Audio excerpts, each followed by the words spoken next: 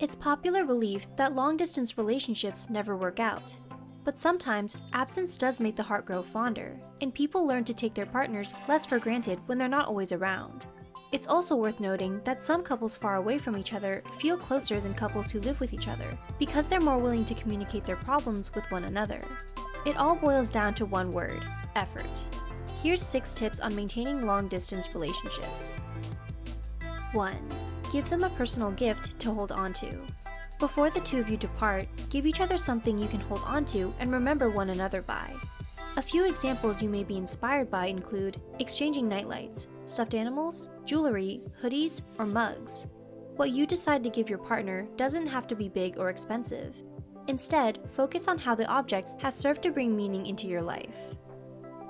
2. Set routines and learn about each other's schedules. Time zones can be tricky, but learn to appreciate the differences. This can teach you the value of patience and remind you that relationships don't thrive or grow from moments of instant gratification. Once you and your partner get settled in and adjust to your new lifestyles, let each other know about your schedules and routines. Depending on how much of a difference your time zone is, you may need to take turns accommodating to each other's availability to set up Skype dates or phone calls. It may sound daunting, but once the two of you figure out a rhythm that works for the both of you, the rest will set sail. 3. Build trust and try not to jump to conclusions or assume the worst.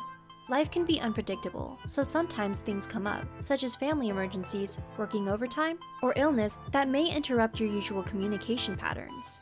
Rather than worrying about whether your partner is cheating on you, or if they've grown bored of the relationship and may be spending more time with their friends, know that there's no actual proof or evidence to back up those anxious thoughts.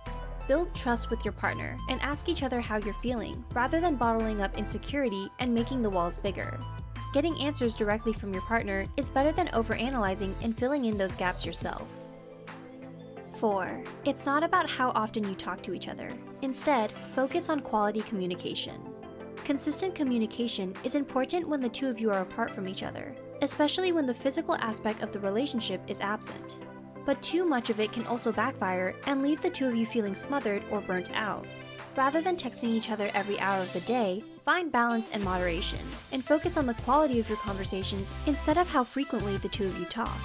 You may come to find that the more you talk to each other, the more you end up talking about the same things in circles, rather than delving into a meaningful conversation that makes you appreciate each other's intellect, ideas, and perspectives.